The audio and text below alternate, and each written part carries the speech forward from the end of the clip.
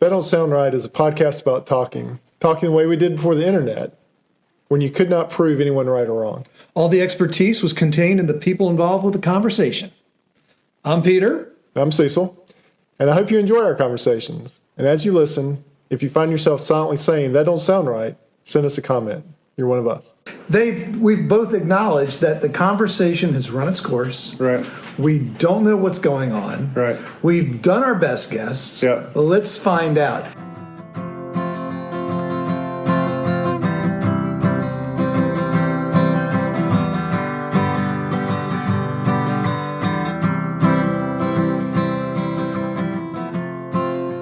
Welcome back to another episode of That Don't Sound Right, a podcast about talking. We're your co-hosts. I'm Peter Billman. I'm Cecil Davis. And we're just trying to have a conversation without Googling or fact-checking each other online.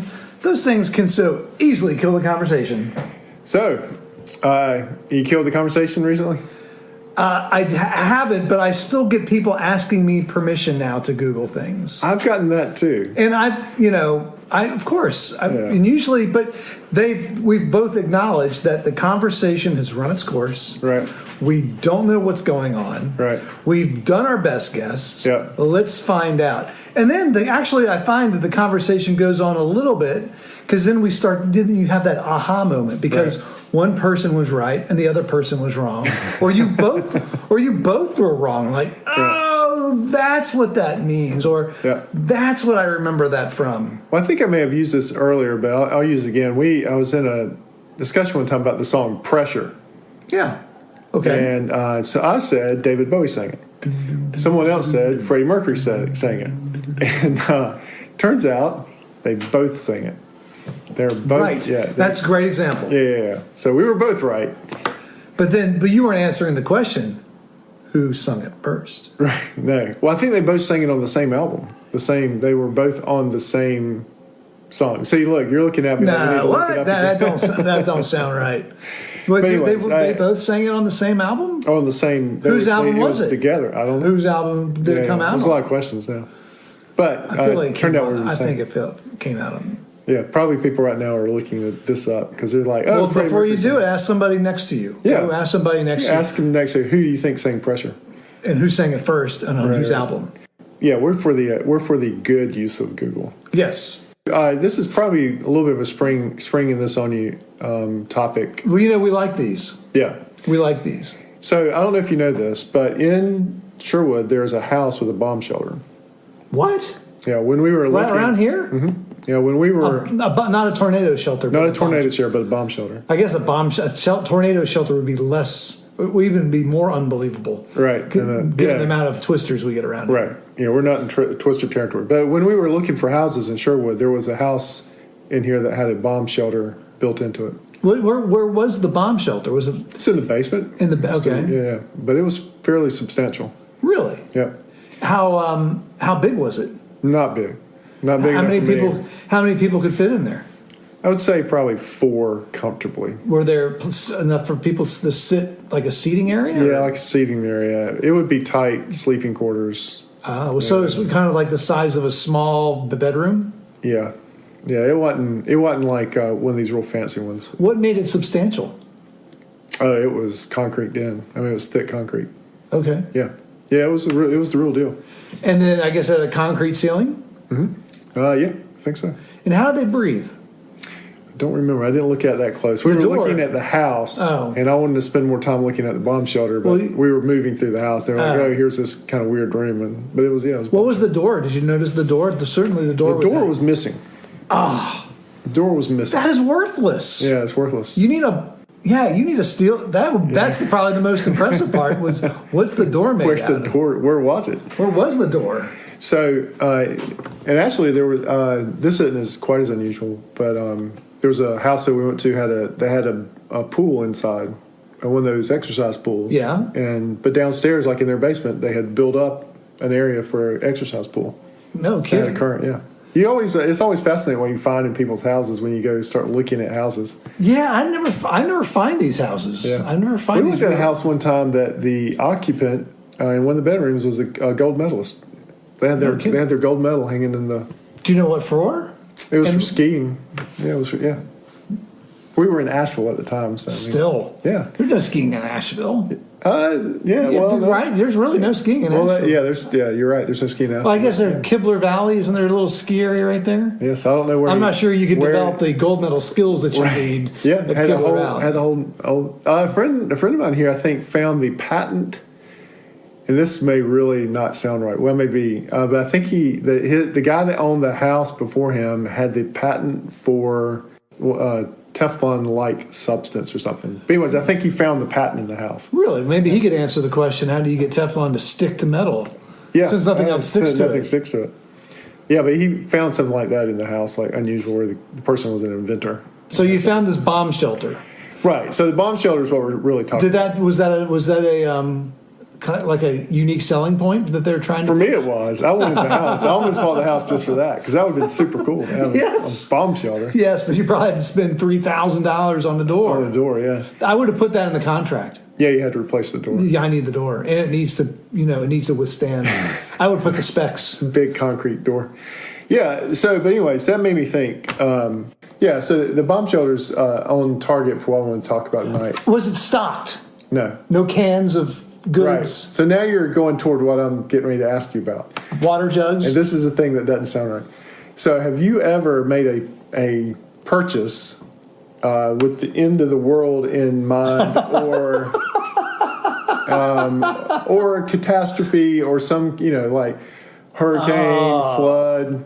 This is more than year 2000. This is more than the milk, eggs, and bread before a snowstorm. Yeah, more than that. Like, have you ever bought something with the intent of survival? I wonder if our listeners in other parts of the country and the world are familiar with the phenomena that happens, at least here in the southeast, right, prior to a snowstorm. That being, prior to a snowstorm, several things happen.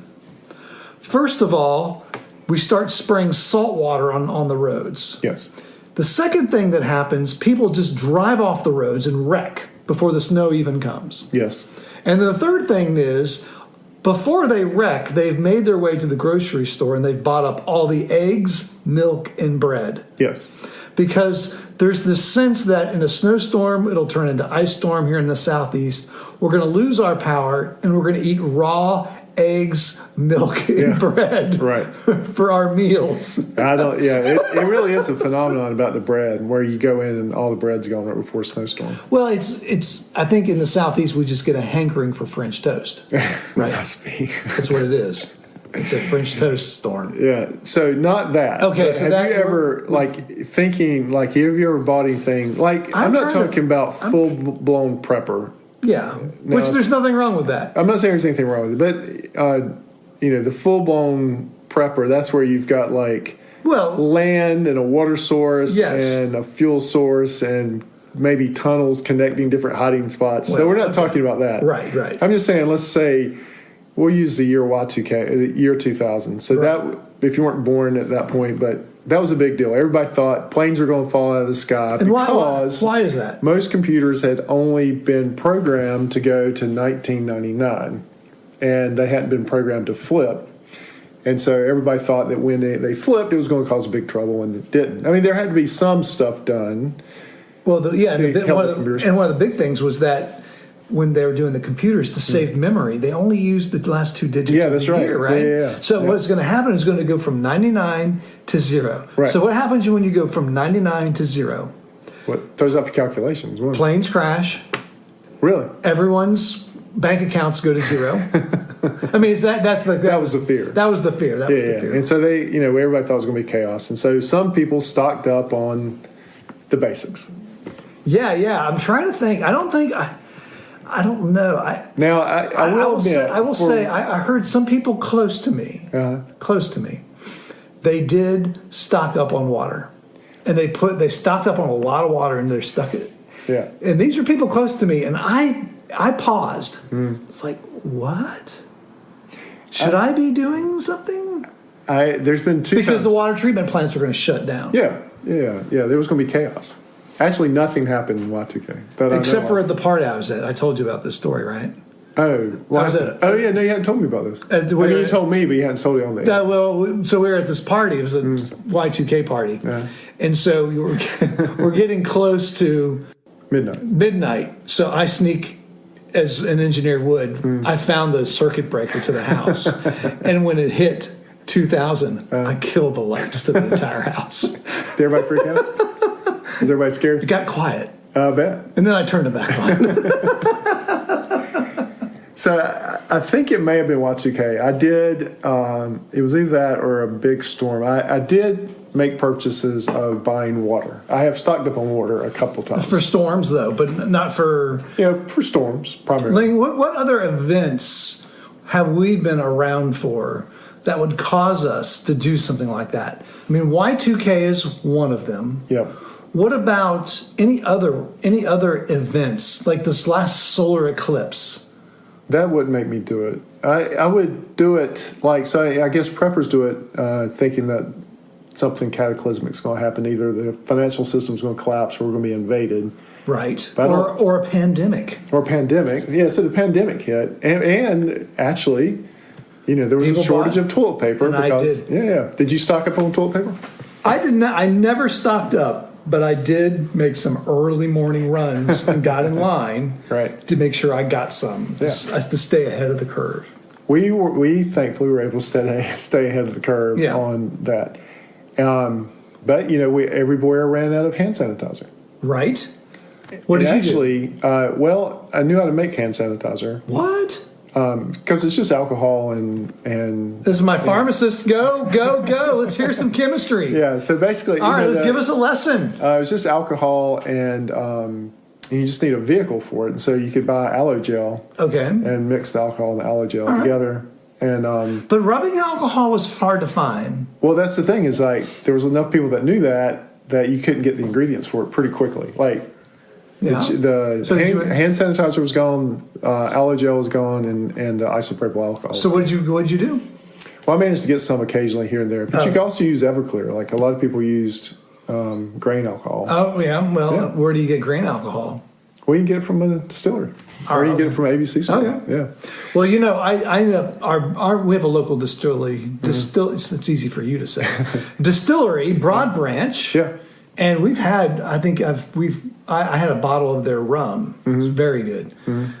You've had some. You enjoyed it. Yeah. You don't remember it, but you enjoyed it. But they use the heads and the tails. Right. And they bottled it.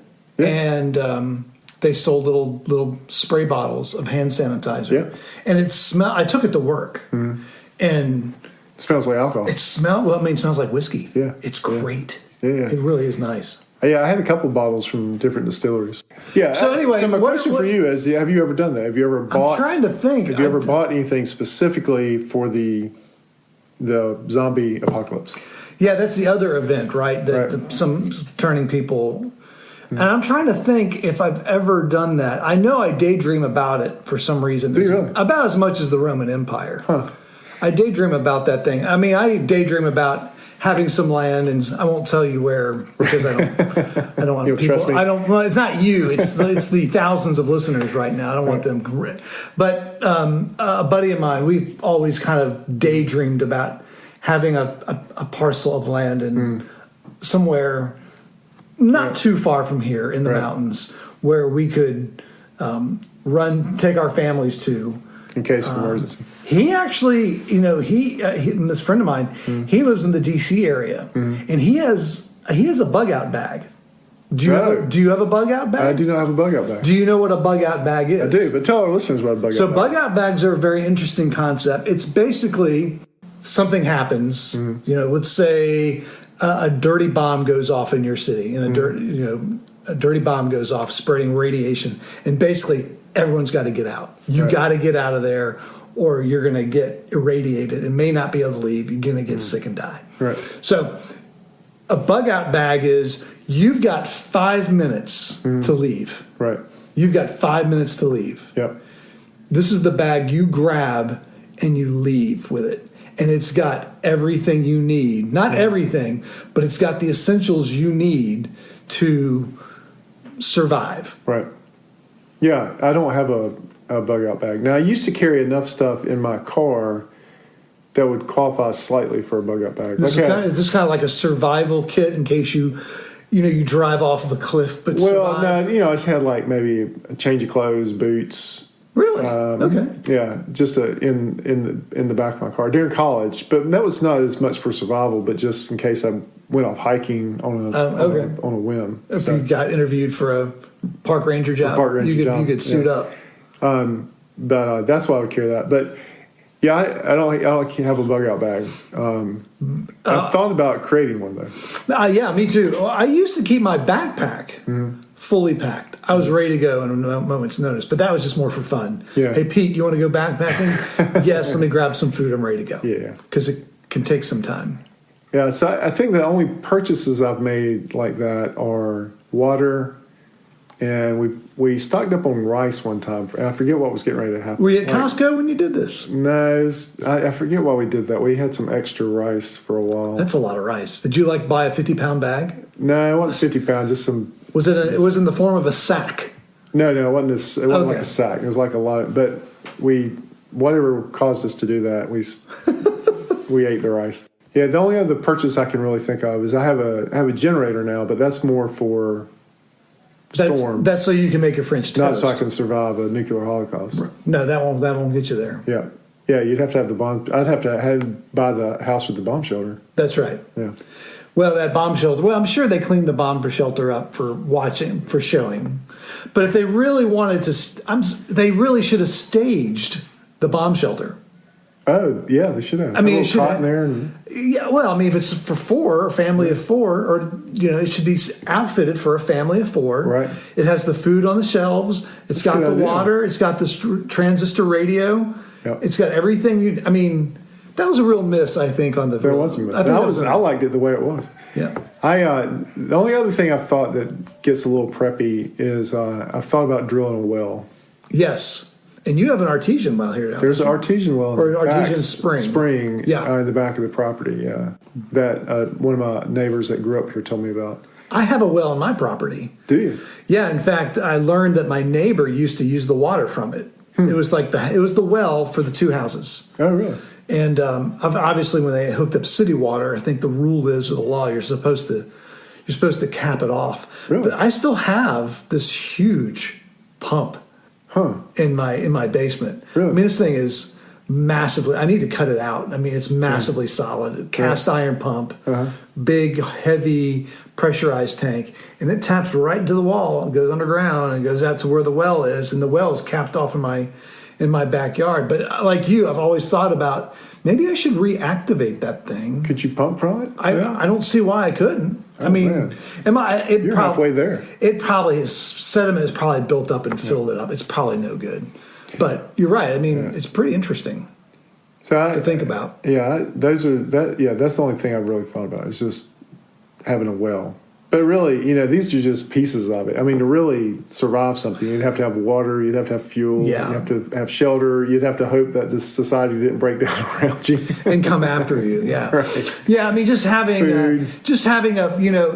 I've seen these at Walmart. You can buy, is it like a 30-day supply of freeze dried food?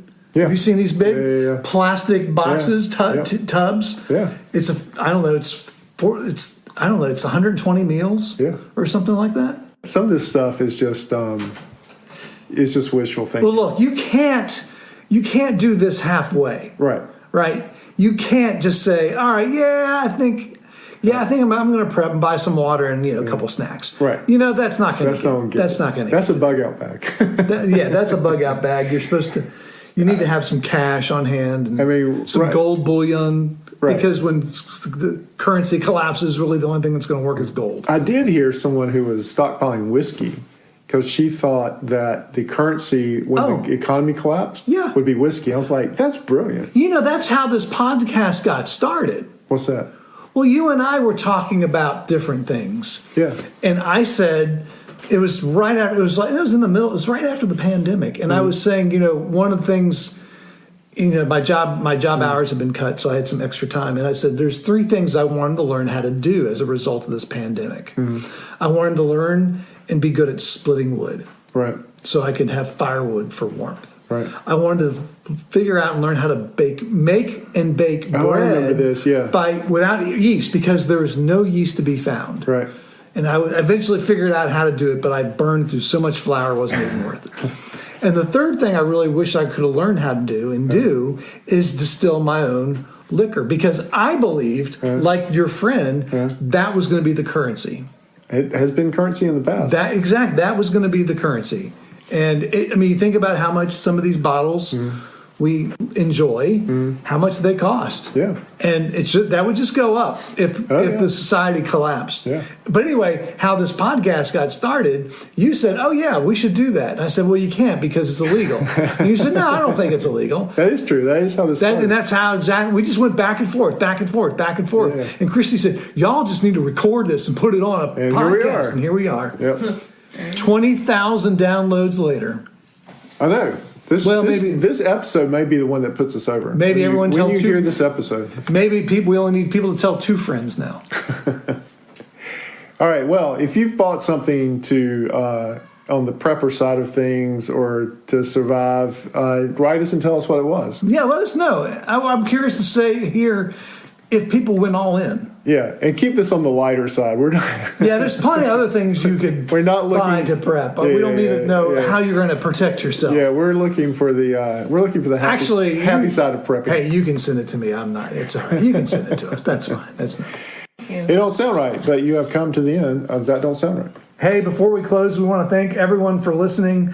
If this is your first time enjoying the conversation, would you consider hitting the subscribe button on the platform you listen with? Also, if you're a longtime listener, please give us a rating. Leave us a review so others can find us and easily join the conversation.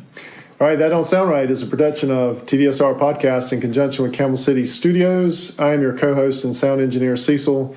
Peter is your other host and web designer. Camille is your barista. Emily does your graphic design. Ella does your Instagram. Giorgio tests our merchandise. And Brent is our international brand ambassador. And as always, listener number 1 is Scott. So until next week, keep talking. And stay curious.